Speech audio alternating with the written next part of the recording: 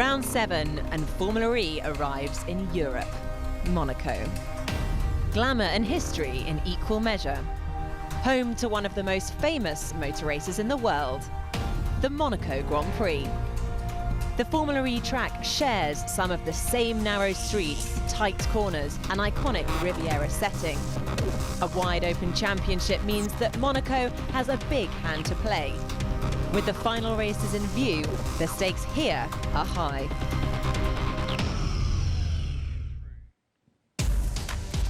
A very good morning and welcome to Monaco for round 7 of the FIA Formula E Championship. My name's Jack Nichols. Alongside me in the commentary box is Mike Conway. Down in the pits we have Nicky Shields ahead of the 1-hour qualifying session coming up, which will decide who is going to be starting from the front of the grid for the first ever European race in Formula E's short history.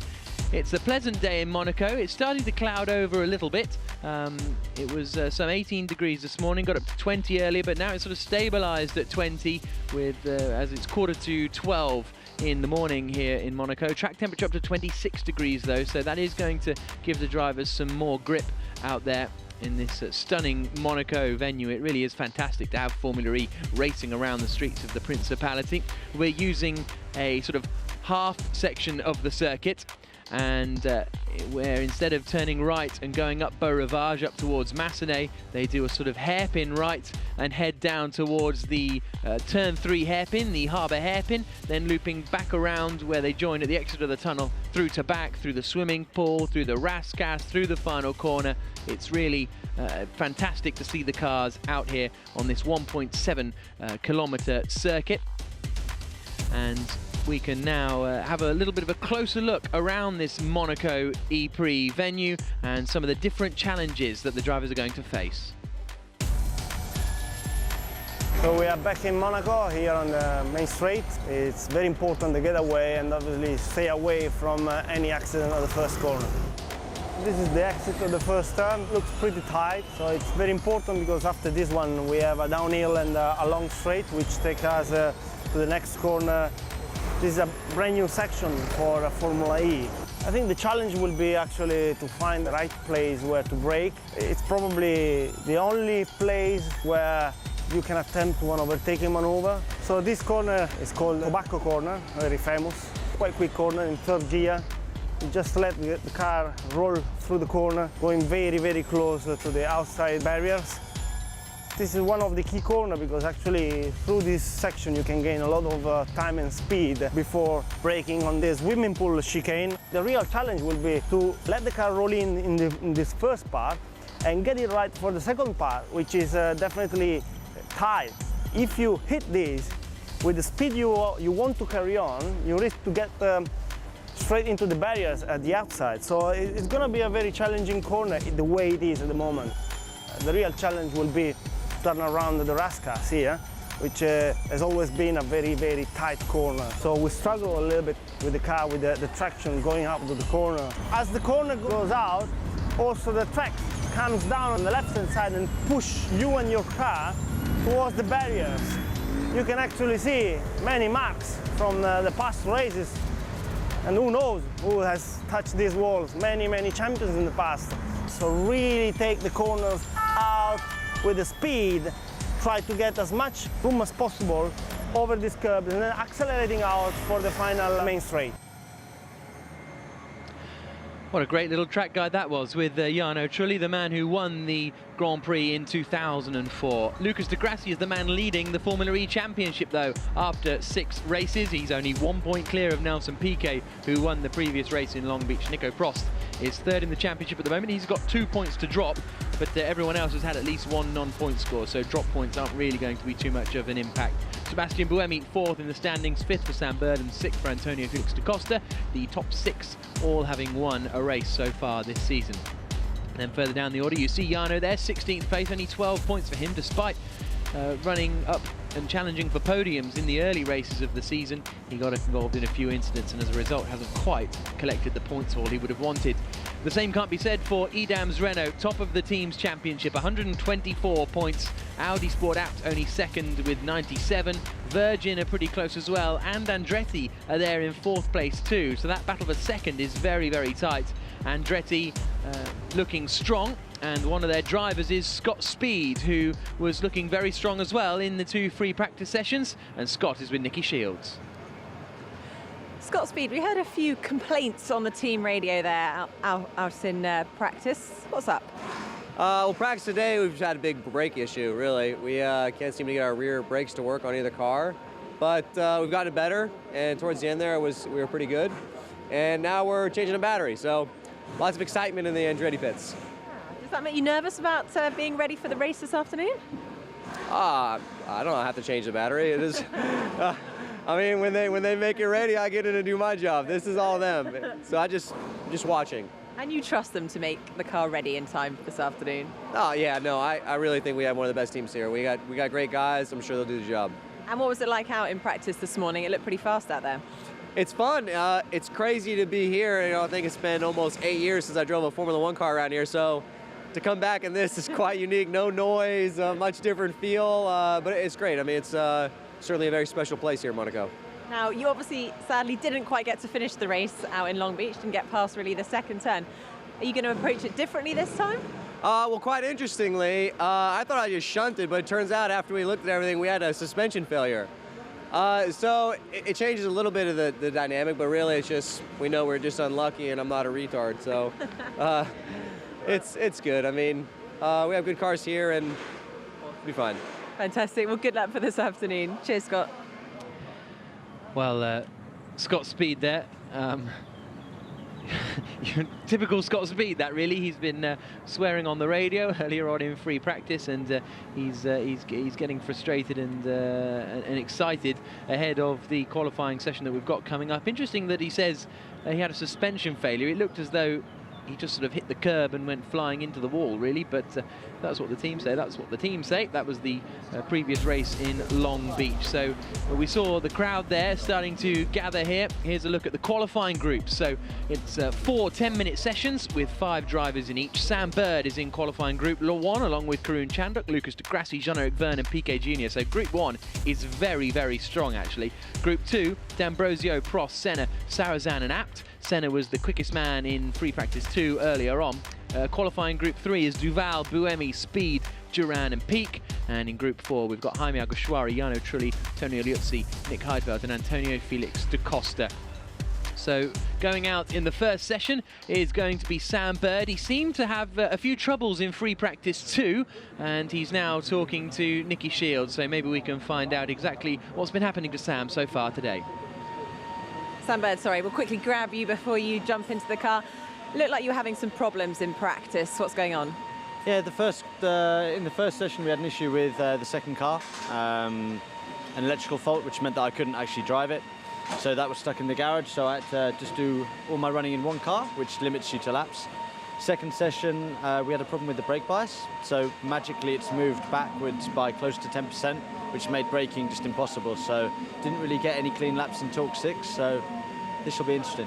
But obviously this is your track. You know, you've had 2 great wins here in the past, and I'm sure you want to make it a hat trick. We'll see how it goes. I mean, being in Group 1 isn't the best anyway, but I'll just have to give it my best shot. Away you go. Thank you. Good to hear from Sam Bird. A shame about the troubles he has faced so far ahead of the qualifying session, which gets underway in 5 minutes' time. Joining me this weekend in the commentary box is a man who has driven the Formula E car before. He's also won here at Monaco in 2008 in GP2, Mike Conway. And Mike, it's a great circuit as we see Jean Todt, the president of the FIA, arriving, and Prince Albert of Monaco as well. But this is a great circuit, a great venue. It's fantastic for Formula E to be here just because of the history it has. Yeah, and as you said, it's obviously a very historic race, and you've seen, you know, legends of motor racing win here and race around here, and yeah, it brings you back to, you know, when I used to watch Formula 1. You'd see, you know, Ayrton Senna and Mansell, Graham Hill, Damon Hill, you know, all do well around here. So it's really cool to be here, and as soon as you arrive, you feel the history of the place, and it's very cool that Formula E cars are able to race on this track and use a different version of it, but ultimately they're still using a lot of the same parts of the track, which is which is very cool. And a lot of the drivers here have a lot of experience here too. So yeah, I think they're all happy and chuffed to be out there, and lots of previous race winners from different series, Renault, Formula 3, GP2. They're all out there, so they all know this place, and it's great to see how close it is out there between everyone. There you can see Prince Albert with the Venturi team, who are a Monaco-based team, Venturi, so this is very much their home race, and they've had some reasonable pace in free practice. Stefan Sarazan was looking quick in FP2. Nick Heidfeld did well in free practice 1, so there is Stefan Sarazan there on the right-hand side in the overalls, obviously, getting ready to head out. And a little congratulations or a good luck from Jean Todt, the president of the FIA, who's been very supportive of this FIA Formula E Championship. Michel Yeo there as well, and Alejandro Agag in the background in the white shirt. He's the CEO of Formula E, who's put all this together. So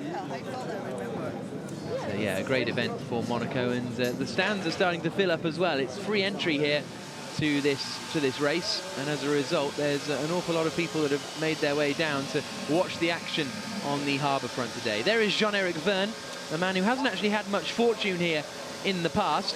His best result is 8th in the 2013 Formula 1 Grand Prix for Toro Rosso, so he's not been particularly fortunate here, but that's not too shabby though, Jack, is it? 8th in a Formula 1 race around here. Okay, but still 7 of the drivers have won. 7 of the drivers have won, 13 have been on a podium. Yeah, but I suppose how many of those have won in a Formula 1 race? Well, only one. Jarno Trulli, 2004 Monaco Grand Prix. We can now hear from a man who looked very, very quick earlier on, Jaime Alguersuari. He's now talking to Nikki. Now, Jaime Alguersuari, you mentioned that you're coming into this race with a very different setup, and it proves to be working quite well for you. Yeah, well, I always say that racing is like mathematics, you know, there are no miracles. So very happy on one side because at the moment it looks like the target on the energy is not as difficult as we thought. Secondly, because the car is quick. We made loads of improvements since Miami, Long Beach, you know, it was a big break. Actually, I would like to drive much more in the car. But so far, so good. So we will see now how the groups are, which is always a difference between the first and fourth group, sometimes quicker, sometimes slower.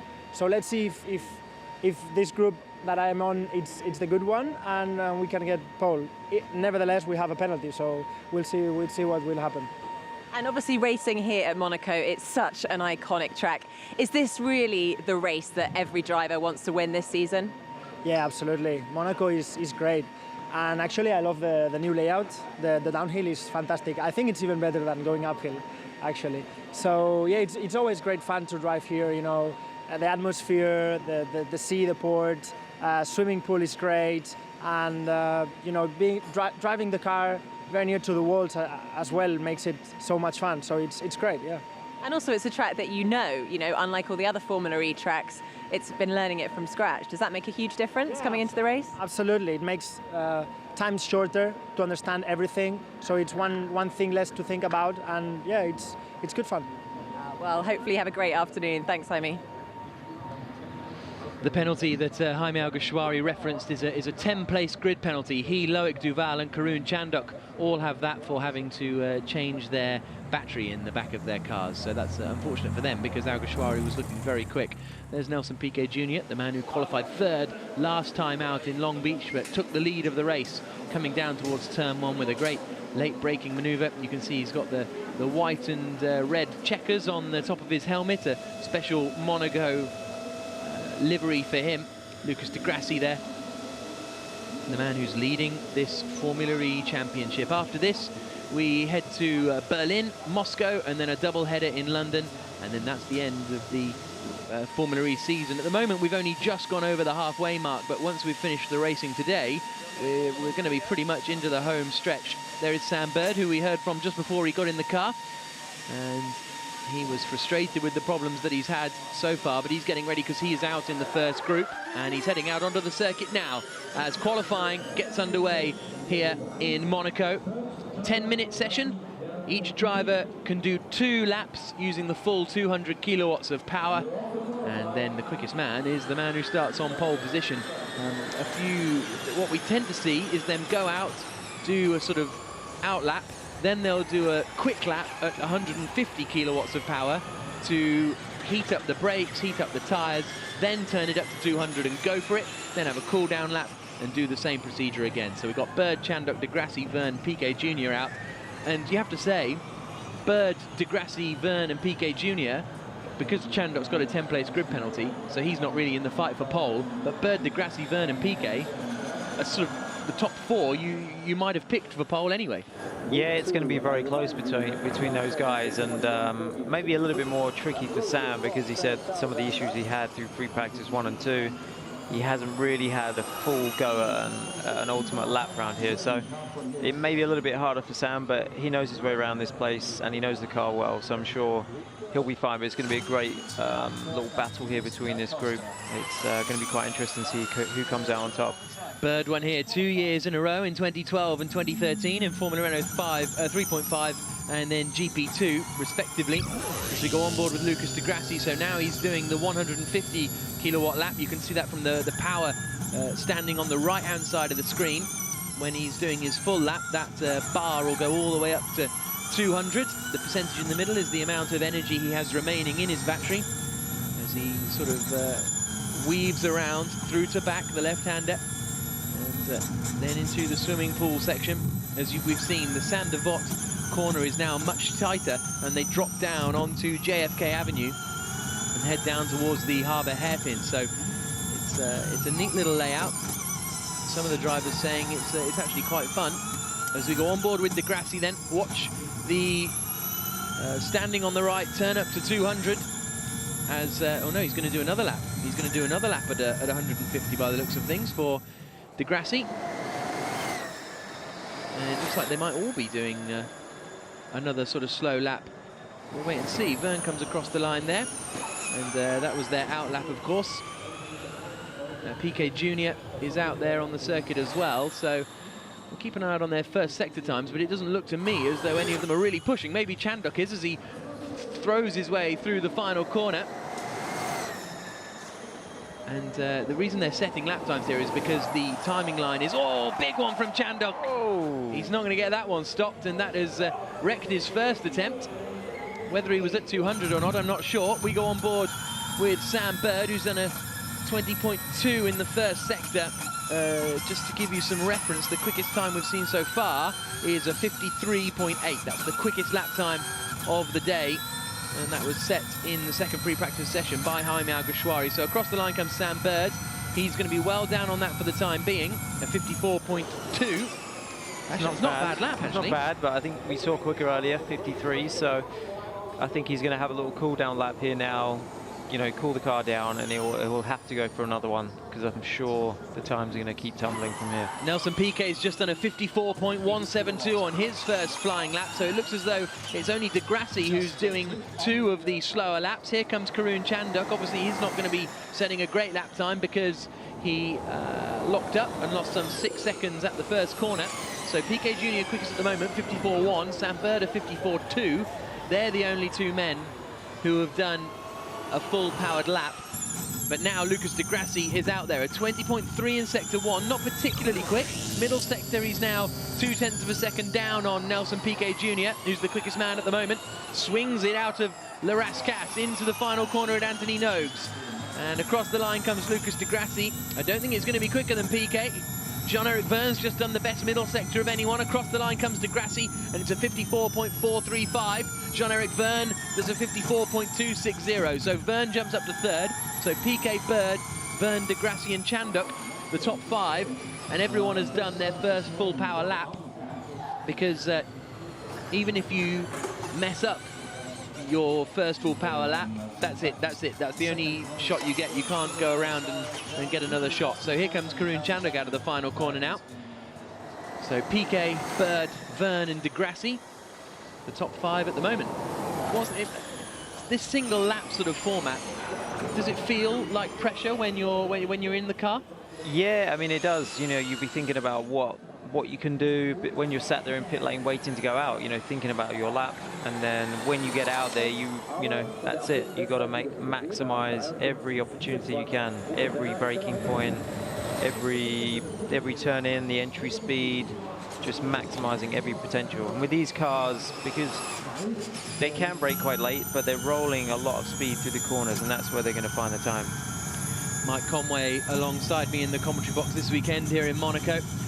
Lucas Di Grassi cruises across the line, so he's going to do another slow lap before turning it up to 200 and getting on his way and bidding for that pole position, which is currently inherited by Nelson Piquet Jr. But even with the sort of 2-lap qualifying format, do you think they gun it on the first lap, or do you think a little bit in reserve? I think they're giving it their best shot on the first lap, but I think as we can see now, the second lap around, we're seeing people improving. Well, Jean-Eric Vergne's just flashed past us, having done the fastest first sector of anyone. What's he got in the middle sector, Jean-Eric Vergne? He is 3.8. Oh, he's 0.3 of a second up, but he's gone in deep into Raskas. That's going to cost him time. Still might be able to get into the 53s if he really hooks it up through Anthony Noakes. What's Vergne going to do here? Through the final little kink and over the start, finish straight. Across the line he comes, and it's not better. He lost about 7 or 8 of a second with that lockup. Now these two are both going at 200 together down towards the first corner, I think, Di Grassi and Nelson Piquet, but Vergne will be mega frustrated with that. He's going to be kicking himself. Yeah, I mean, he had a really good lap there on him, and just unfortunately locked both front wheels, and it just instantly gives you huge understeer and went very wide, lost a lot of time. Piquet Jr. has come across the line to go quickest of anyone, a 53.712, so it's Piquet who's in, well, I mean, you call it provisional pole position, but there's only been 5 cars out there, but essentially it is provisional pole position at the moment. A 53.712, as you can see there in the top left of the screen, half a second clear of this man, Sam Bird. Here comes Lucas Di Grassi, the tyres squealing. He's done personal bests and pretty good sectors, actually, so this could put him into the 53s. Here comes Lucas Di Grassi, the man who's leading the championship. Can he put himself in contention for pole position? Yes, he can. 53.669 for Di Grassi. Half a 10th of a second quicker than Nelson Piquet Jr. So that's the way I think this first session is going to finish, with Di Grassi, Piquet, Bird, Vergne and Chandok as the top 5. Good lap from Di Grassi. It was. You could see as he came through Raskas there, he was, you know, 4-wheel sliding. It just looked really hooked up. But I think that's where Piquet lost out on his lap. He lost a couple of tenths just in sector 3. He had purple sector 1 and 2.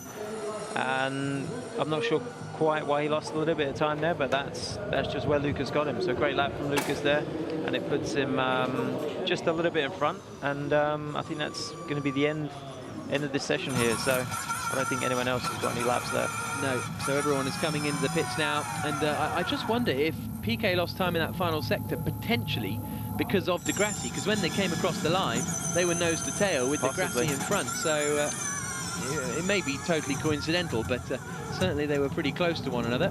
Well, yeah, it can put you off a little bit sometimes when you see a car in front of you, and you might just hesitate a little bit, but it just depends on how aggressive you want to be. But I don't know, it can have an effect sometimes. Just seeing a car in front of you can, you know, annoy you a little bit, just to maybe make a small mistake or something. But because then presumably you have another factor to try and figure out whether you're going to be able to pass him before the end of the lap. What's he going to do? Yeah, exactly. You can never quite tell if he's going at the same pace as you. But and always that last part of the track is where people back off to get a good run for the start of the next lap. So you do expect it a little bit here into that last corner, but it can be quite annoying when you do actually come very close to a car. Lucas Di Grassi then, the quickest man of anyone in that first part of qualifying, and that's the quickest time we've seen so far today. So that is a potentially good performance from Lucas Di Grassi, but this is the first time we've seen rubber going down on a Formula E race, because most of the circuits we go to, it's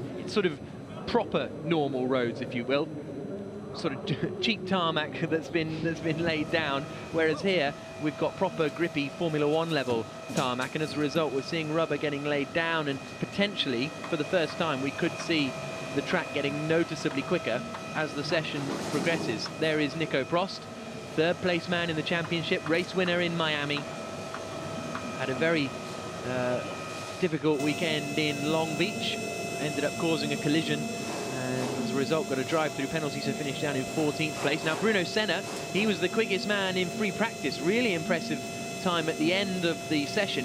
He seemed a bit, not bemused that he'd gone quickest, but wasn't quite certain that not quite sure why he ended up so quick, but he's going to be out there with Prost, with Jerome D'Ambrosio for the Dragon team, Stefan Sarazan for Venturi, and that man, Daniel Abt, who was on pole position in Long Beach. And we'll be hoping he can repeat that performance today. Once the race came around, it all fell apart really for Daniel.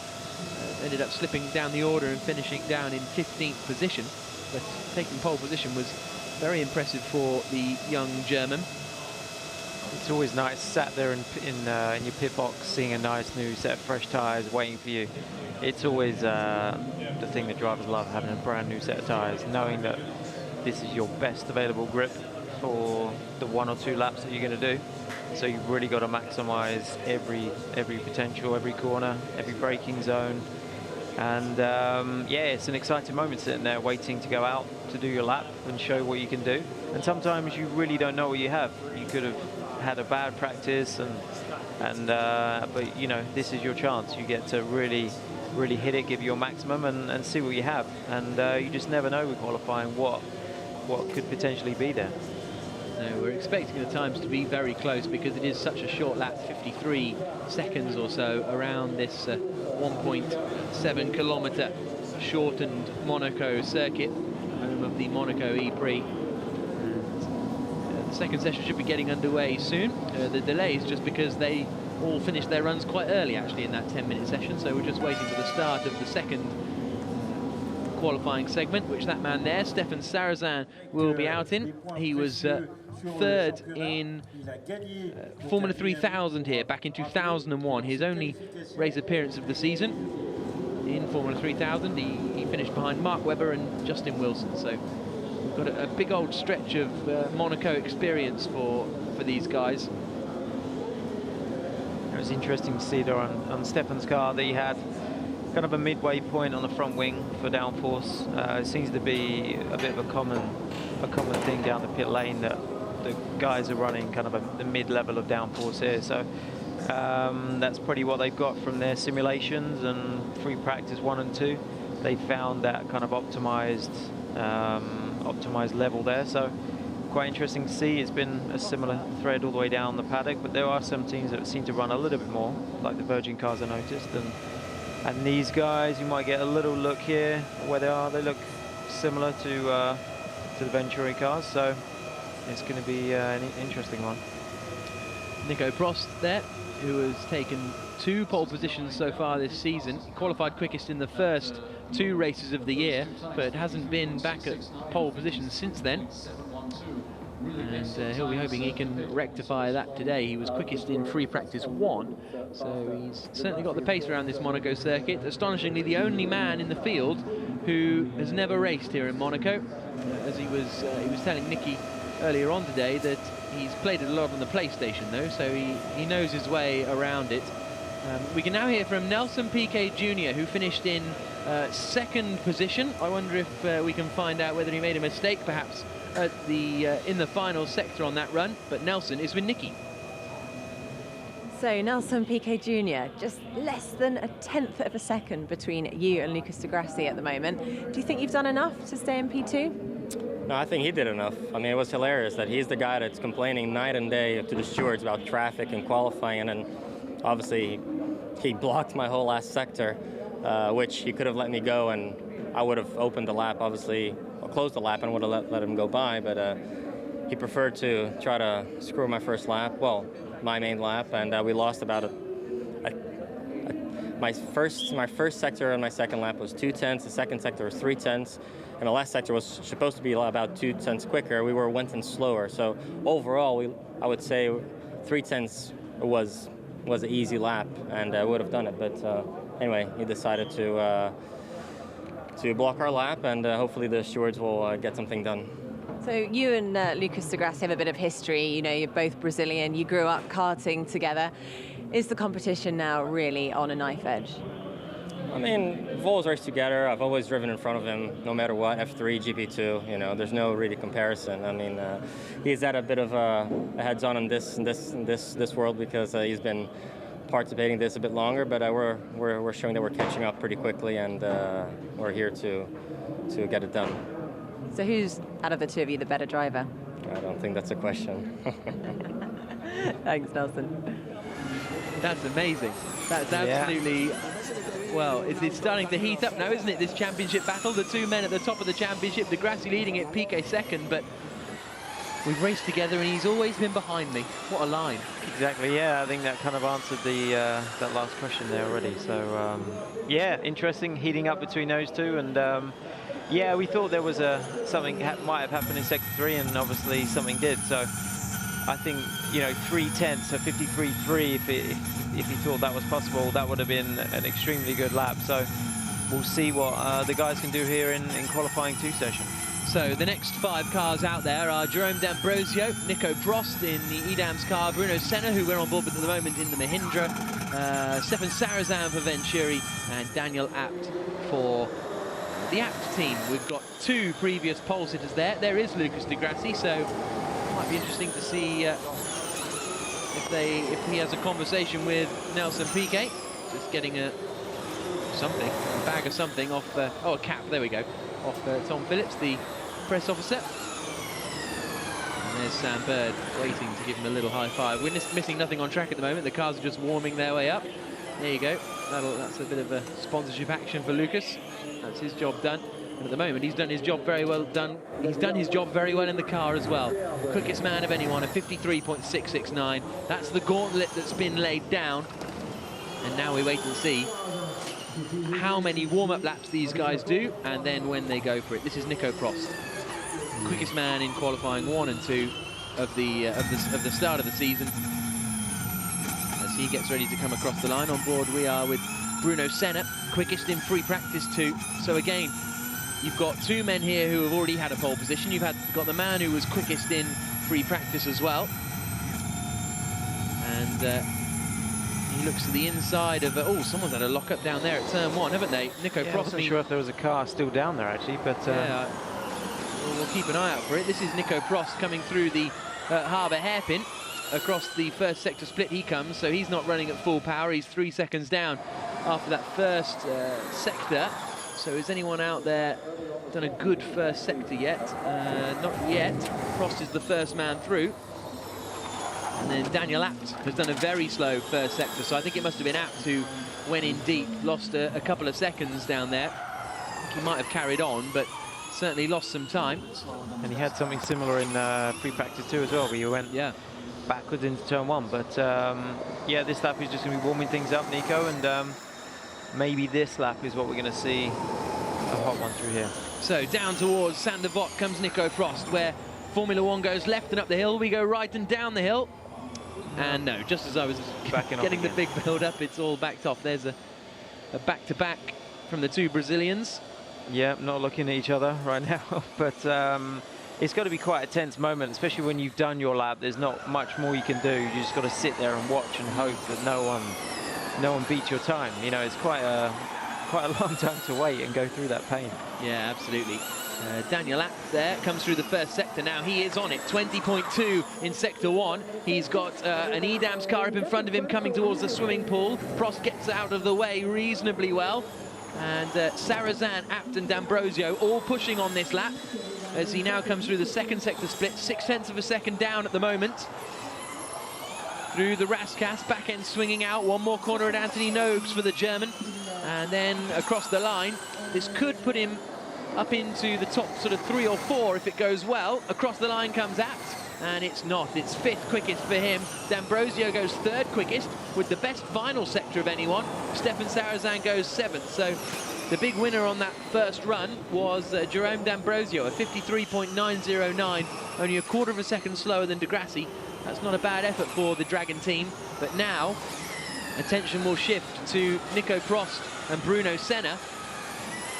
Senna and Prost doing battle on the streets of Monaco for pole position. Happy days. And now everyone backing off after they've done their first hot lap, but a good time from Jerome D'Ambrosio up in P3 at the moment. So it'll be interesting to see what they've learned from the first lap and be able to eke out some more time in the second. Now Prost hasn't gone for it yet at all, and he still hasn't gone for it on this lap either. You can see him cruising around, checking his mirrors. Well, Bruno Senna might have started his flyer now. We'll keep an eye out on his first sector time because he's just dropping down from Saint-Devote to the harbour hairpin. So we'll keep an eye out for that one. Prost is just gearing up, I think, to get going on his flyer. Bruno Senna's done a 21.3 in sector 1, so that's about a second slower than where he needs to be. Now Jerome D'Ambrosio has started a second flying lap. The top two at the moment are very much sitting apart from one another, aren't they? Yeah, I think what Nelson's got there is a cold shoulder. So De Grassi the quickest man at the moment. Here's Stefan Sarrazin coming through the first sector. A little bit wide there and tried to really force the front, and that kicked the back end out. He's 0.2 of a second down in sector 1, but he's done his personal best. He's currently in 7th place, Stefan Sarrazin, as he swings into the swimming pool section. Clouts the curb on the inside. You've got to be careful about that second yellow curb, because that's the one that can break your suspension if you hit it too hard. 0.4 of a second down, Sarrazin in the Venturi. Venturi in their home race. Nico Prost has done a great first sector, a 20.1, so he's in the mix for provisional pole position. Sarrazin comes across the line now. Where's this going to put him? 4th place for Stefan Sarrazin. Here comes Nico Prost. What's his middle sector been like? A 16.6. That's pretty good, not incredible, as he gets ready to come across the line. Can the Frenchman put himself towards the front of the order? Across the line he comes now, and it's 4th quickest for Nico Prost, but he's still got one more lap to go, and he's actually done an identical time to Jerome D'Ambrosio. Here comes Bruno Senna now. He's going to come across the line. Currently 10th quickest. Can he get up towards the front of the order? Only 5th for Bruno Senna, a 54.0. A bit slower than he did in free practice too. He got really close on the exit of turn 12 there, up against the barrier. So, you know, they're all pushing. Great commitment as well from Stefan Sarrazin's lap, really hanging it out through the curb. But D'Ambrosio is on a quick one. He's less than 1/10 of a second down on the pole position time set by Lucas de Grassi. So Jerome D'Ambrosio for Dragon swings it into Anthony Nogues. The back end steps out, keeps it all together. Now it's just the flat out blast towards the line. Is D'Ambrosio going to challenge de Grassi? Across the line, it's 2nd place. He splits the two Brazilians. De Grassi breathes a sigh of relief, and by that much has held on to provisional pole for the time being. Daniel Abt across the line, he goes 4th. So that's 4th place for Daniel Abt, and I think we've still got one more run. No, Prost has come into the pits, but I'm sure he only did one full-on flying lap, so unless he made a mistake on one of his flyers, that's very interesting. He had to abort the lap, so it counted as a use of his full power. So. But yeah, very close. Jerome split the two Brazilians, giving them some breathing space. Maybe they needed that after that last bit. I wouldn't like to be Jerome now, sitting on the chair. I know, he's the meat in the sandwich right now. Stefan Sarrazin, 7th quickest. Shake of the head, I think, tells you all you need to know about Sarrazin's assessment of his performance out there. Into the pits comes D'Ambrosio, and Daniel Abt will come in after. So de Grassi, D'Ambrosio, Piquet, the top 3. Daniel Abt 4th quickest. Prost 5th, Senna 6th, Sarrazin, Bird, Vernon, Chandok the top 10. But, I mean, the top 3 at the moment covered by less than 0.5 of a second. Yeah, that's tight. It's very close, and I think Jerome gave a little bit away. I think at turn 12, the last corner, just slid the rear, got a little bit wide. I'm sure he's going to be kicking himself because it's so close between him and Lucas. So it's yeah, as you can see now, very, very close. Yeah, here are the standings as it stands halfway through this qualifying session here for round 7 of the Formula E Championship. De Grassi, D'Ambrosio, Piquet, Abt, Prost, Senna, Sarrazin, Bird, Verne and Chandok the top 10, and that's not good news for Karun Chandok actually, because he's now certainly going to be starting at the back of the grid because he's 10th slowest at best, and he's back to 20th position. So Nikki is going to be talking to Lucas de Grassi. Hold on to your hats, everybody. This could be interesting. Lucas de Grassi, we were catching up with Nelson Piquet earlier, and he mentioned that you almost sabotaged his lap by getting in the way. Would you agree with that? No. We have to do 2 laps fast and as many laps slow as we can because we have to cool down the battery. So you're obliged to switch on to the full power mode.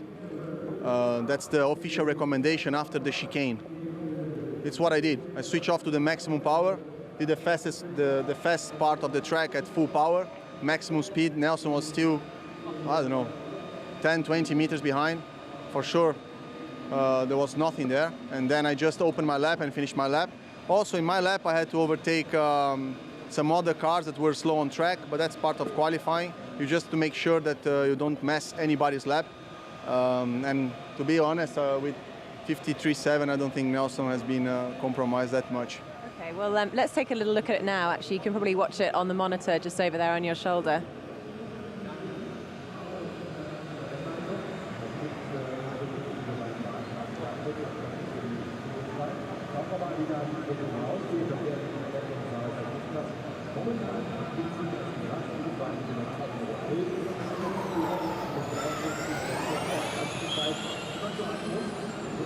I think that's a pretty fair distance. Don't you agree? Actually, I might have helped him with a little bit of slipstream. Nelson, what do you say to that? That's why we were a tenth slower in the last sector. Sorry, what was that? That's why we were a tenth slower than our previous lap in the last sector, you know. Now, Lucas Degrassi, you're here in Monaco and you see the track building up around you. Is it a bonus to you, benefit being a home race? Is it a benefit being a home race? Not a benefit. I think it's very good to stay at home, to have time to relax, have a couple of friends coming by to watch the race, a lot of people that I know that lives here. So it's pretty cool. I think Monaco is gaining a lot with Formula E, and Formula E is gaining a lot with the Monaco race. All right then, thank you. So,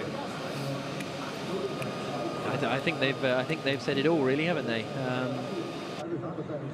Mike, your opinions. It was definitely close. You know, you could see that Nelson was closing into Raskas and obviously braking later than Lucas at that moment. And yeah, it does look like he was in the way a little bit, but wasn't going into Raskas. There was a good gap, but as he went through the corner, it did obviously get very close. But would you give him a penalty? I don't know. It's a close one to call, actually, I have to say. I'm not sure. What about you, Jack? Oh, well, I don't know. I don't know anything. I'm not a driver. But if you were Degrassi and you got penalised, yeah, I suppose I'd be annoyed if I was Nelson behind him. You know, he should have maybe got out of the way. But then you can see from Lucas, he thinks that he gave him enough room, and I don't think anyone's gonna. It seems like they're pretty stubborn, typical drivers. They know best. So I don't know. Maybe we should just leave it up to those guys, put them in a little ring, and see what happens. There's a very disappointed Nico Prost walking back down to his Edam's garage, where his teammate Sebastian Buemi is getting ready to head out onto the circuit now. And Prost only doing one quick lap in that session, so he must have made a mistake on the other quick lap. And that, or well, it wasn't a quick lap, but the other full powered lap. And as a result, that's why he's disappointed and down in 5th position as it stands. Jean Todt and Prince Philip getting involved. I don't know if they're getting involved in the sort of conversation we were just having, but certainly there's frustration there. But Lucas Degrassi, the man with his back to us in the app team, he is quickest of anyone at the moment, a 53.669. Nelson Piquet Jr. there, 3rd quickest. Jerome D'Ambrosio up into 2nd place. D'Ambrosio won here in GP2 in 2010. So he knows his way around this Monaco circuit as well. So the green flag is out, and we've got the cars heading out onto the circuit for the third session. We've got Loic Duval for Dragon, Sebastian Buemi for Edams, Scott Speed for Andretti, Salvador Duran for Amna Naguri, and Charles Pic for the Team China squad. So Buemi and Speed are probably the two to watch out for in this session, because Loic Duval is another man who has to take a 10-place grid penalty for a swap of engine. There is Salvador Duran. New helmet for this weekend, his 3rd helmet of the season so far, which I'm very grateful for. And he's going to be heading out onto track soon. And Duran actually had a great run here in 2007, Formula Renault 3.5. He finished 3rd behind Alvaro Parent, who... and there is the green flag. So now the session starts. It did start. Oh, it got slightly delayed. but now they get underway. But yes, in that Formula Renault 3.5 race in 2007, Alvaro Parent won, Sebastian Vettel finished in second, and Salvador Duran finished in third. So to be mixing it on the podium with those guys, it's an impressive performance from Duran. There is Jean Todt, president of the FIA. Nicky right in the background. Yes, absolutely. So let's see what tactics these guys employ, because so far we've seen one, maybe two warm-up laps at 150. Scott Speed was struggling with brakes earlier, but did look like he had good pace. They've been joined now by Jerome D'Ambrosio, the Belgian driver on the left-hand side. Alejandro Agag is on the right, the Formula E CEO. But D'Ambrosio having a good old chat with Degrassi and Jean Todt. But we've got cars out on circuit, and as I say, Speed and Buemi are probably the two to watch out for. Not that you can discount Duran or Pete, but Duval also has a 10-place grid penalty. So away we go, and it looks like they're still running at the 150 kilowatt limit at the moment. Front left lockup from Duval, gets it stopped in time, but not the ideal way to go through Saint-Devot and then drop down the hill towards the harbour hairpin, but it still looks like he's on a warm-up lap at the moment. Yeah, and it's always, it seems very tricky for the drivers to really know if it's going to stop well enough or not when the brakes and the tyres are a little bit cold. You know, it catches them out. We've seen many times now into turn one. So it's obviously still tricky as the weekend goes on, and Scott Speed obviously had some issues with his brakes pre-practice 1 and 2, so it'd be interesting, and hopefully they've all cleared itself so we can get a really good attack now in qualifying. So into the final corner comes Loic Duval. He's going to be the first man to set a lap time, but he's not in contention because of his 10-place grid penalty. But we stay on board with the Dragon car as we head across the line down into Saint-Devot. Much neater that time through. Ooh, bit of a slide sort of halfway through the corner, but he keeps it all together nicely. And it's all getting very busy down here. This is our first race in Europe for Formula E, and there's an awful lot of attention for those guys. On board now with Sebastian Buemi. What's he going to do in the first sector? 20.0 is the best we've seen so far. He's a tenth of a second down at the moment. Though Duval's done a decent first sector. Oh, a bit of opposite lock there going through Tabac. That's not the place to be having those sorts of moments. No, but shows good commitment. Also in 8 and 9, he's really thrown this thing around. So it's, it seems the way around here. You can't just be very, very smooth. The car seems to move around a lot. So, but especially at Tabac, they'll definitely get your attention quite fast. So Duval comes across the line to do a 54.5, but here comes Sebastian Buemi. Can he top the timing screens? Through he comes. And no, it's only 6th for Buemi. 3.5 tenths of a second down. So lost a lot of time in that final sector, Buemi. Lost about 2 tenths in the final sector. Whether he had traffic or not, I'm not sure. Here now comes Scott Speed, who I think might have done another 150 lap, because that's not a great run from him. I mean, Buemi sector 1 is not bad. I mean, it's a tenth off of what Degrassi did, but it's like a tenth in each section. So that's his 3 tenths really, where Lucas was up on him. Salvador Duran through the final corner. The Amlin Aguri racer has done not the quickest lap so far across the line, and he is going to go up to 14th quickest of the 15 drivers we've had so far, and actually of the 14 that have set a lap time, because Scott Speed has yet to set a representative time, and he's not going quickly on this one either. So unless he made a mistake somewhere out there and has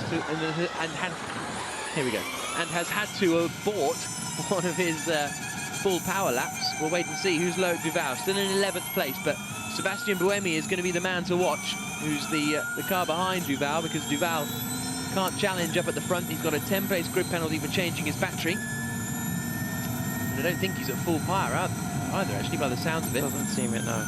Certainly not pushing super hard. He's got Sebastian Buemi right behind him. So Buemi, Scott Speed has been told to go for it now. But they need to be careful here, because Buemi's right up behind Duval, and he might be running at full power. We'll wait and see. Across the line comes Duval here, and he's 1.2 seconds down. But out of the hairpin behind comes Sebastian Buemi. Doesn't look as though he's pushing on this one either. So Scott Speed is going to be the man to watch on this lap, as Duval turns into the chicane. And Speed has done only a 20.5 in Sector 1. That's not particularly strong from him as Duval continues to cruise around. But 20.5, so Speed half a second down in Sector 1. Duval gears up. The sports car ace comes across the line.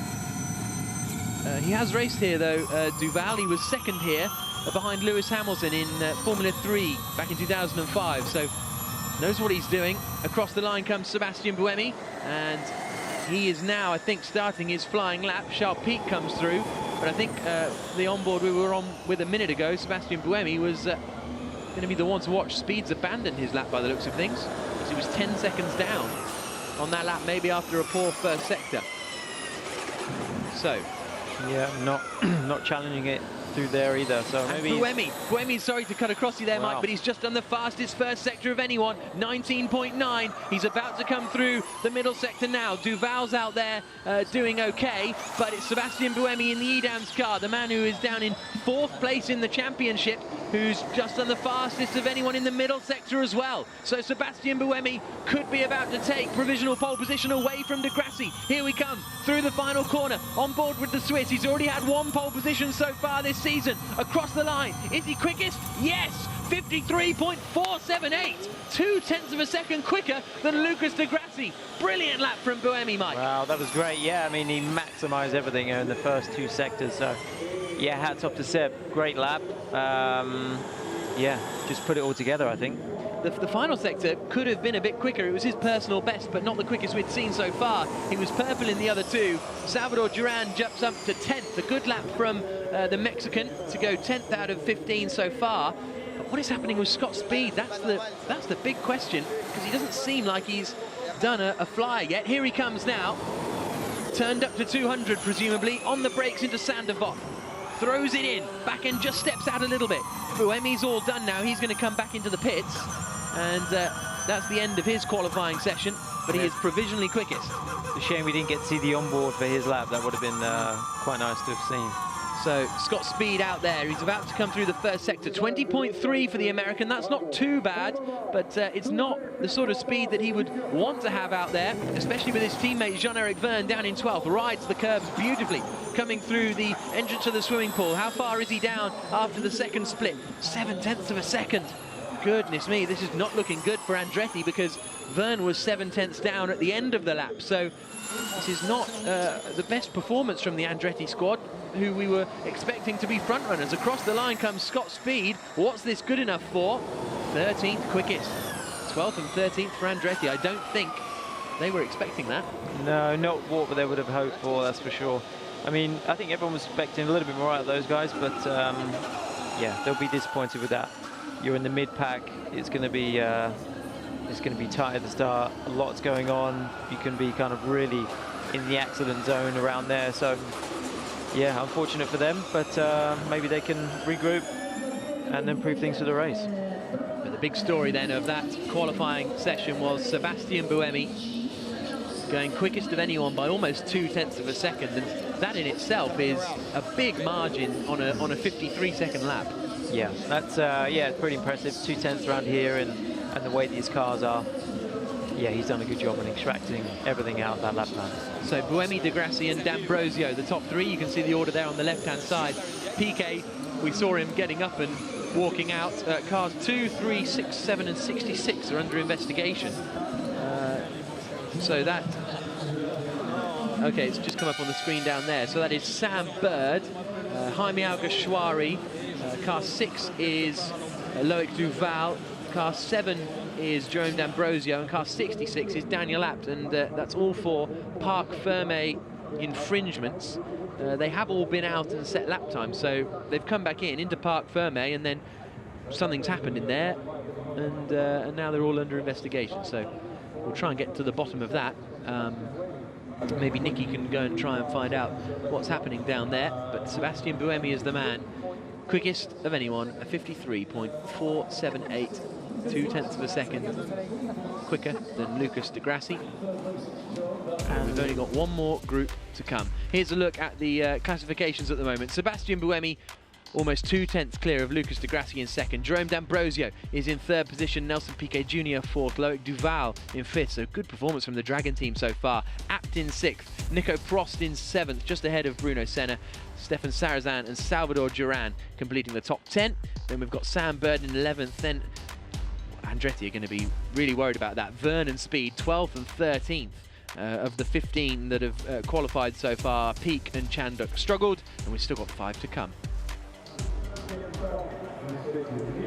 So there are the cars in Parc Fermé.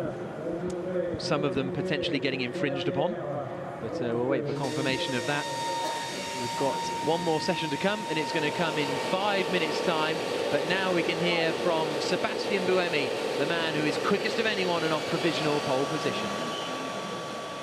Sebastian Buemi, that was an absolutely outstanding performance for qualifying. 2/10 of the second up. Do you think that's enough to hold on to P1? I don't know. I saw that Jaime was really quick this morning, so I don't know. At least it means we will start quite far into the front of the grid, so that's always good for the race. But let's see. I mean, that's obviously a good lap, but we will see if the track keeps improving or not. And it makes up for having your P1 snatched away from you in the last race in Long Beach. Yeah, that would be great. Yeah, if we could manage that. Yeah. And what are your sort of preparations going to be like for this afternoon in terms of the car setup? But clearly, you need to set it up a little bit differently to what you do in qualifying. The fact that you drive with much more power, you need a more stable car basically for qualifying than what you need for the race. So we will try to find and guess the best setup, but you never really know until you've actually raced whether it was good enough or not. And what's it like racing on this track in a Formula E car? Because obviously you've had plenty of experience in others.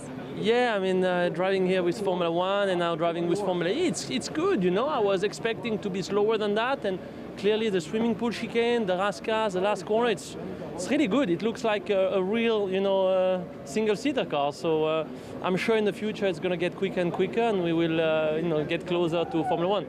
And obviously this is a huge race for you guys, for Renault, for Dams. Your team is currently at the top of the championship. Is the pressure really on for this race? I mean, I don't know if you could see, we've got so many people from Renault and a big stand over there. So clearly it's a very important race and market for us. But, you know, we don't think about that while we drive, because otherwise it's no good. But we will see what we can do. And you've got quite a handy boss coaching you for this race. Yeah, I mean, with Alain, it's always great to be with him, because he's really calm. He looks at the details, and he basically helps us a lot. So even though he never drove the car, he sees a lot of things that normal people don't see.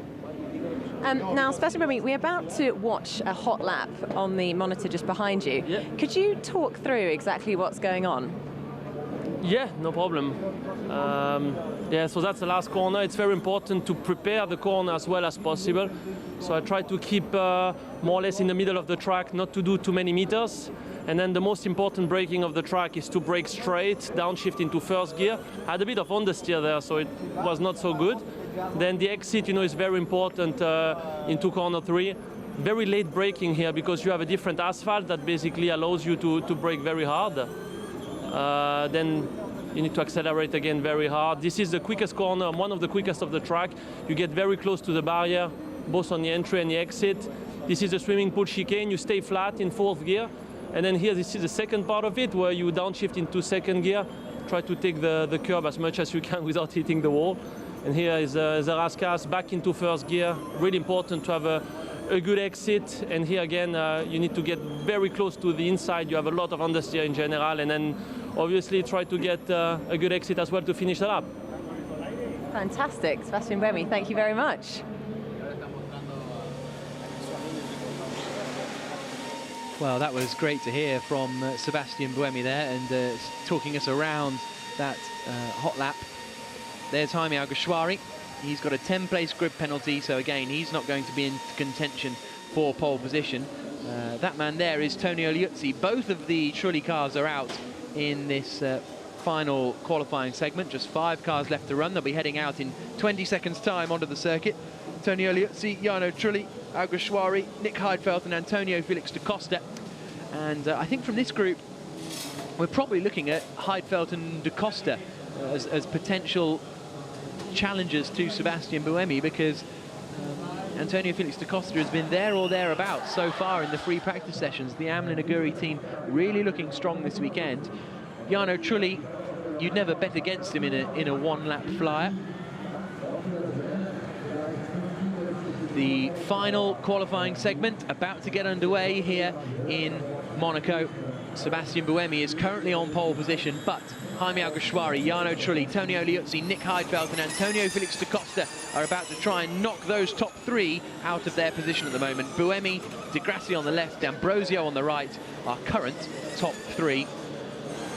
It won't be Jaime Alguersuari doing it because he has a 10-place grid penalty, but Trulli, Liuzzi, Heidfeld and da Costa will all be doing battle. And when you have a man who has won the Monaco Grand Prix, it's always going to be difficult to back against him, really, isn't it?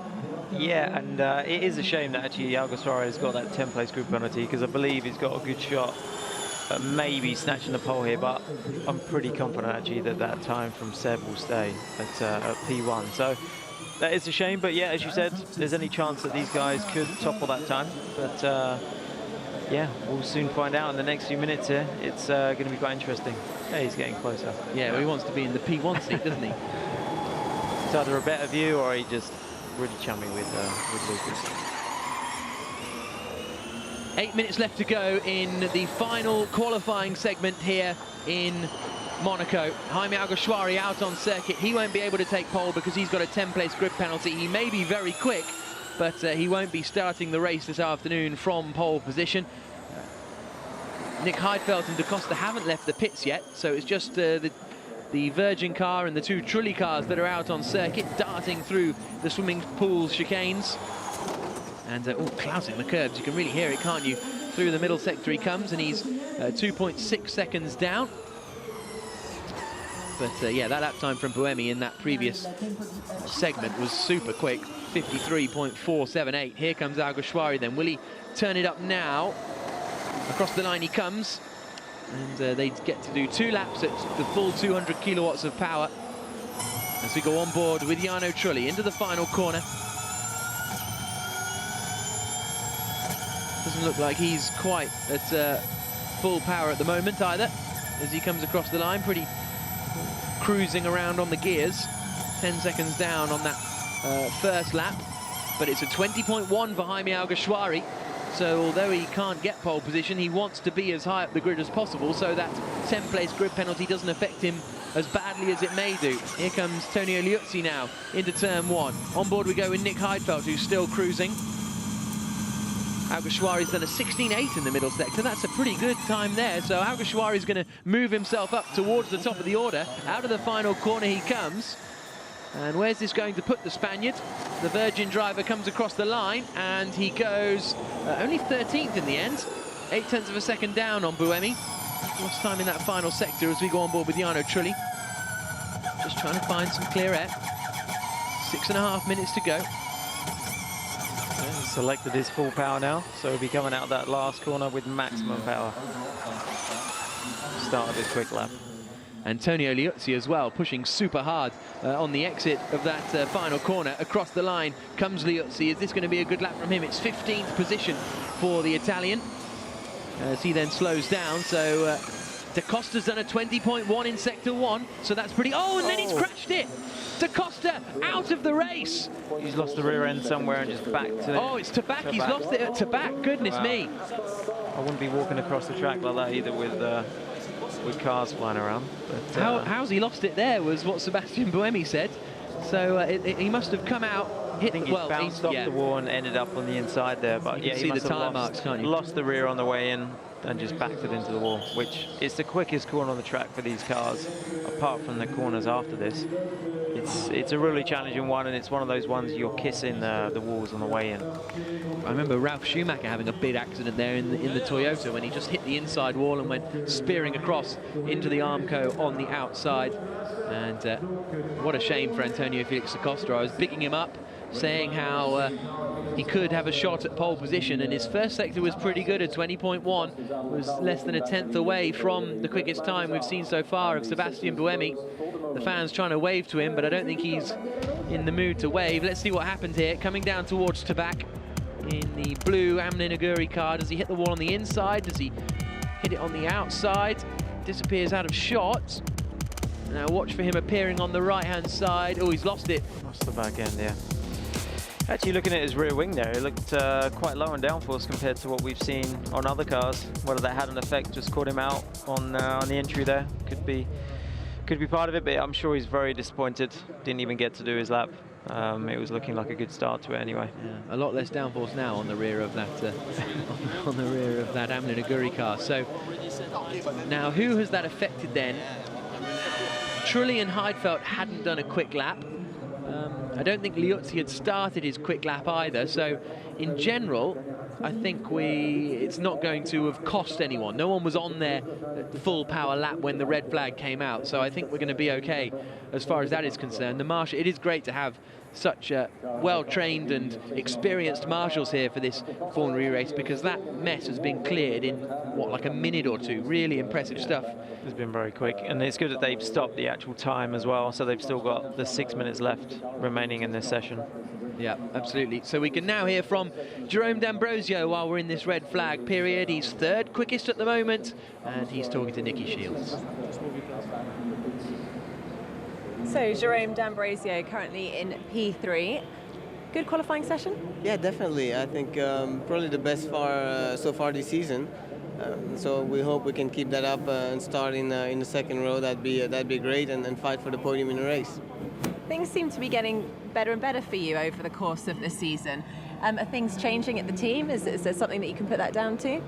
Well, definitely. I think we're all improving, making lots of work between races to try to improve and understand where we gotta fill the gaps. Putting things together in a Formula E weekend is really a challenge, and so the guys are doing lots of work in the background to make that happen, and also me trying to make sure no mistakes during the weekend. And so it's today it worked really well so far, so we got to keep it up again for the race, because that's when it matters the most. And now that we're going into the start of the European leg, are your sights starting to think about the end of the championship?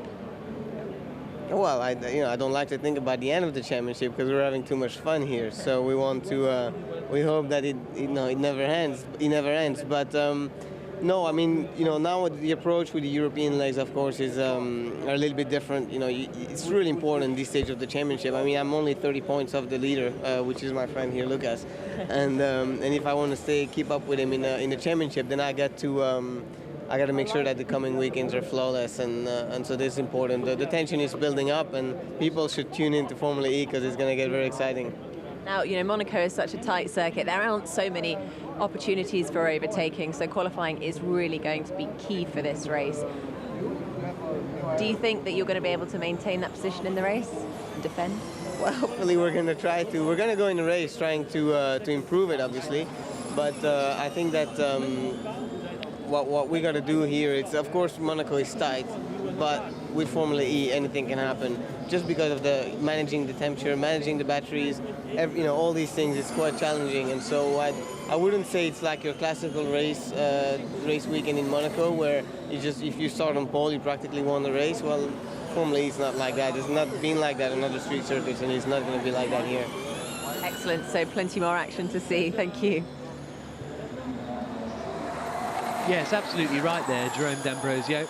We've never had a pole position man take victory. So, Alguersuari, he's chucking it around, isn't he, as he comes into the second part of the swimming pool. Clouts both of the curves. What's it done to his lap time? He's half a second down, so that sort of puts him in the region of 8th to 10th. His teammate Sam Bird is currently 11th, so he's in that sort of region, gets very close to the wall on the exit of Anthony Noakes. Here comes Alguersuari across the line. Where's this going to put him? He's still got a 10-place grip penalty to take, and it is 8th place for the Spaniard. On board we go with Jarno Trulli, who is just cruising around. Now he'll turn it up to 200 and go for his first full-powered lap. Whether he'll have time to get in both of his full powers, we'll have to wait and see. Lock up there from Nick Heidfeld coming into the final corner. Really close to the exit wall as well. Keeps it together just about, and heads now down towards the line. Where's this going to put the German? Through he comes, and it is a 54.5, so 15th quickest for the man who won here in 1998. in the Formula 3000. He beat the Uruguayan Gonzalo Rodriguez that year, so he's got a lot of history around this Monaco circuit. So Heidfeld 15th, Liuzzi's come across the line, he's in 16th. Jarno Trulli has just done a 20.2 in the first sector. That's a pretty good first sector from Trulli, if he can keep that sort of pace up. Well, we'll see how far down he is when he comes through the middle sector, timing being now 6/10 down. So if he can get inside the top 15, I think he'll have done well in this final sector.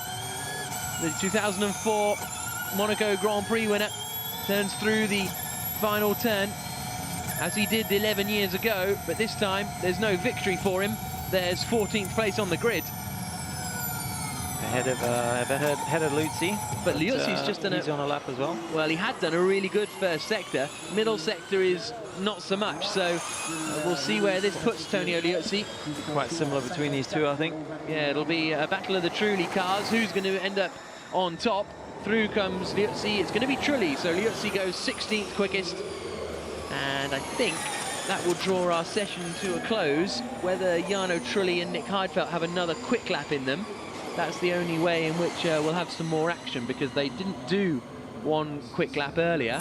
As we go on board with Heidfeld, and he's cruising right down now. Yep. So unless he can cruise around, and because he didn't do a quick lap on the last tour either, so unless this is his final warming up lap before one last attack. Some great qualifying so far this season. Nick Heidfeld, Buenos Aires in particular, stood out as he lobbed the car through the final chicane. It's quite interesting down in turn 3. You know, Nick really swaps his hands on the steering wheel there, and it seems that other drivers are doing something similar. So it seems very tricky just to get around that corner. You've really got to overlap your hands or grab the other end of the steering wheel. Quite tricky, especially if you're trying to overtake someone and you've quickly got to get back. It's going to be quite interesting to see what happens in the race. He's really warming up the tyres, isn't he? Stamping on the brakes here and there. And as you say, in a race when you're trying to do battle down there, oh, that's a shame. He was just about to line up for his hot lap. We go with Jarno Trulli, who has done a 20.2 in Sector 1, his personal best. A little bit wide at the entry to the swimming pool. Now into the exit. Good effort through the chicane there. Looked pretty on the limit on entry. 0.7 of a second down, though, and not his personal best in the middle sector, so I don't know if we're going to see any improvement here from Trulli as he comes through the final corner and out across the finish line. The Italian comes through, and he is going to remain in 14th position. No improvement. Now, what has Heidfeld done in Sector 1? A 20.3, his personal best. He's currently 17th quickest, so he hasn't quite managed to hook it up here. He's up at the full 200 kilowatts of power, you can see on the right-hand side. Attacking the chicane nicely, and the 0.6 of a second down. So again, top 15 has to be the aim for him here. This is going to be the last lap in this qualifying session. Through the final corner of Antinogues comes Nick Heidfeld. Is this going to be able to move him up? He's currently provisionally in 17th position. Across the line he comes, and it's 10th place for Nick Heidfeld. Not bad. I think he went quicker than Buemi in that final sector, actually, because he managed to close the gap from 7/10 down to 6. So very similar, yeah. That's the end of it. And that man there, Sebastian Buemi, takes another pole position. That is his second pole position of the season after he took one in Buenos Aires. And there is Alain Prost there in the garage. There's the Venturi garage. They're going to be a bit disappointed, I imagine. But, yeah, Nick just jumped ahead of Stefan there in that last final gasp of a lap, which was by 0.004 of a second. I know, hardly anything between those two, but great lap from Seb there, putting it on pole, and by a good margin as well, I think. So we can now hear from our pole sitter, Sebastian Buemi, his second pole position of the season so far. A really, really strong performance. 0.2 of a second quicker than anyone else in the field, and he now is talking to Nicky Shields. Well, Sebastian Buemi, congratulations. Your second pole position of the season, and what a race to do it at. Exactly, so I hope we can keep it this one, but clearly I'm really happy. It's theoretically the third pole, so it means the car is quick, and the team did a great job. So looking forward to start the race on pole and see what we can achieve. Although the only problem is so far in this season, no pole sitter has actually converted it to a win, so the pressure is on. Exactly. So we will try this time to to be the first, first car to win the race from pole position. But we know it's difficult. We know it's a tough championship. So we will, enjoy for a little bit and then concentrate on the race. And in terms of managing your battery, are you going to be pushing from the very beginning or waiting to the end of the race? You'll see, but the most important thing is basically to still have energy at the end of the race. You can lose a lot, Normally there is a lot of safety cars, so if you push very hard at the start and then you lose all your advantage due to a safety car, you better calm down a bit and make sure you can finish the race well. Do you think this is a track where we can expect a lot of safety cars? I think we can expect a lot of safety cars, yes. Not so many overtaking, but a lot of safety cars, so we will see. All right, well, good luck. See you on the grid.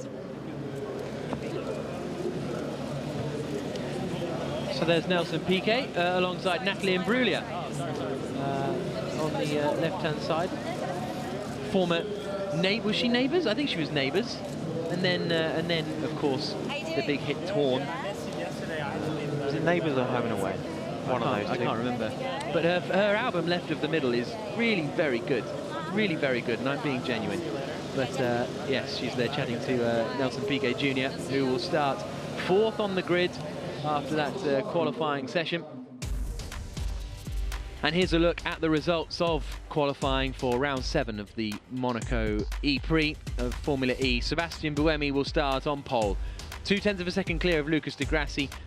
3rd for Jerome D'Ambrosio. A very unhappy Nelson Piquet Jr., 2nd place man in the championship, 4th on the grid, but he was fuming with how Lucas Di Grassi blocked him on his quick lap. Loic Duval 5th, so actually Dragon Racing have had the most successful time out there in qualifying. Daniel Abt starts in 6th position, Nico Prost in 7th. Alguersuari will have a 10-place grid penalty, so it'll be Bruno Senna in 8th and Nick Heidfeld in 9th, with Stefan Sarazan in 10th. Salvador Duran qualified in 12th. Bad news for the Andretti guys. Vernon Speed 14th and 16th. Jean-Eric Vergne took pole in Miami just a couple of weeks ago. Well, he's had 2 poles already this season, so 14th on the grid is going to really frustrate him. He was looking good, but locked up in the final corner at Rascasse. And Da Costa will complete the top 20. So we can now hear, we've heard from Buemi, we can now hear from Lucas Di Grassi and Jerome D'Ambrosio. They'll be starting 2nd and 3rd on the grid later on this afternoon. Now, boys, I can already see you walking down the pits, desperately trying to get back to the garage. But what are you chatting about? Well, we got the whole race coming up now, and it's, like Lucas just said, it's very tight in Formula E between qualifying and the race. You get to eat, you get the press, you get everything going on, meeting with the engineers, so we're eager to go back to the garage to work on that, I guess. Is that a hint to keep this interview quick? Of course. We've been an hour set down there. We need to go back, do some work, get the car ready for the race, do the setup changes that we need to do, get the strategy right. The race is going to be very tough here with 47 laps, so there's a lot to happen still. And also, you've got a lot of friends and family here today. Yes, I have a lot of friends. My home is not even 200 meters from the starting grid. So it's a pleasure to be racing here again. After 4 years not racing here since F1, it's just amazing to be back in this iconic racetrack and be able to, to show these amazing electric machines really racing around those tracks. Absolutely. Well, go and enjoy your lunch and we'll see you later. Lucas Di Grassi has never finished on the podium here.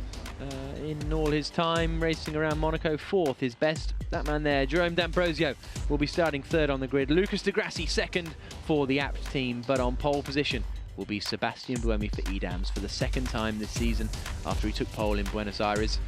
And this was him attacking the chicanes towards the end of the lap, and he's a top driver and he hasn't quite performed where people thought he would so far this season, Mike.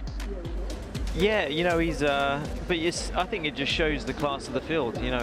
You've got some very good drivers here. There's not one you could pick and say he's not as good as the rest. So I think just the field is that close, and they're all still learning about how much they can extract out of the cars each time. So I think it's just a very tough field, and yeah, it just shows how close and competitive Formula E is at the moment. Absolutely. So there is the man that will start on pole position, Sebastian Buemi. He went out in the 3rd group of qualifying. Alain Prost there on the left-hand side, a man who's won this Grand Prix 4 times. Jean-Paul Driot, who's won it many times as a team principal. will they be adding to that this weekend? Let's have a quick look back at the highlights of that qualifying session. So we had some really quick guys out in the first session of qualifying. Bird, De Grassi, Verne, Piquet and Chandok. And Nelson Piquet was going to be the first man to head out onto the track. Jean-Eric Verne very disappointed with how things turned out for him, down in 14th position at the end of the session. Sam Bird was working hard, couldn't quite hook it up. He had problems in free practice, and as a result he's going to be starting down in 13th position on the grid after managing to get in a 54.253. Then there was a bit of argy-bargy here as Lucas De Grassi, according to Nelson Piquet, held him up at the end of his flying lap. De Grassi managed to get through and set the quickest time of anyone, just slightly quicker than Nelson Piquet. The two Brazilians, though, were not the best of friends at the end of the session. De Grassi managing a 53.6. Very impressive performance, nevertheless, from the apt driver, and that would see him ultimately start in second place on the grid. In the second group, Bruno Senna was out on circuit, as was Nico Prost, and neither of them could really hook a lap together, and as a result Senna will start in 9th position and Nico Prost could only manage 7th on the grid. Jerome D'Ambrosio, though, was pushing very hard and drove very well, actually, to move up into what was at the time second position, and it ended up being third place. His second best qualifying, his equal best qualifying performance of the season so far. He was very quick in Putrajaya, but he then had a grid penalty, so had to start from the back. So this will be the furthest forward he has started a Formula E race. Then in Group 3, Duval, Buemi, Speed, Duran and Peak were out on the circuit, and it was all about Sebastian Buemi, quickest man of anyone, attacking the chicanes towards the end of the lap, threw it through the Rascasse to take provisional pole position. Loic Duval was out there, but he also had a 10-place grid penalty, so as a result, he is going to be starting right down towards the back of the grid. He ended up qualifying 5th, so a good effort there from Duval, really starting to get to grips with the car, but he'll be starting well down the order. But it was Sebastian Buemi who came across the line to take pole position ahead of the Formula E race here in Monaco, which will be getting underway a little bit later on this afternoon. Really strong performances. Prince Albert of Monaco and Alejandro Agag and Jean Todt all had a little bit of a guided tour of the pit lane. Final session, Jaime Alguersuari couldn't quite hook it up. He managed 8th quickest, but he too has got a 10-place grid penalty, so he'll be lurking towards the lower regions. It was a great first sector from Antonio Felix da Costa, but not a great second sector, backing the car into the wall at Tabac. A real shame for the Portuguese racer and the Amna Naguri team, who really looked to have got on top of things this weekend and were genuine pole position contenders. But it was Buemi in the end who will start on pole position. His teammate Nico Prost down in 7th on the grid. But a really strong performance from Sebastian Buemi. Here's a look at the championship standings then as we head into the 7th round of the championship. De Grassi on top, 75 points. Just the one change, Sebastian Buemi now on 58 points, having picked up 3 points for taking pole position. Nico Prost in 3rd, but De Grassi and Piquet separated by just 1 point on the championship, and they will be right behind each other on the grid. De Grassi 2nd, Piquet 4th. Further down the order, Scott Speed will want to add to his points tally, but he's going to be starting well down the field. 16th quickest in qualifying as far as the teams are concerned. Edams are on top, 127 points. Audi are second, Apta second with 97 points. Then it's very close between Virgin, Andretti and Next EV, Team China Racing. And that's all getting very, very tight indeed. So we will be back for the Monaco E-Prix. We will be going on air at 3:30 local time. The race begins at 4 o'clock local time. Sebastian Buemi is going to be starting on pole position, but he'll have Lucas De Grassi, the championship leader, right up behind him, desperate to try and find a way through. Make sure you join us for round 7 of the Formula E Championship later.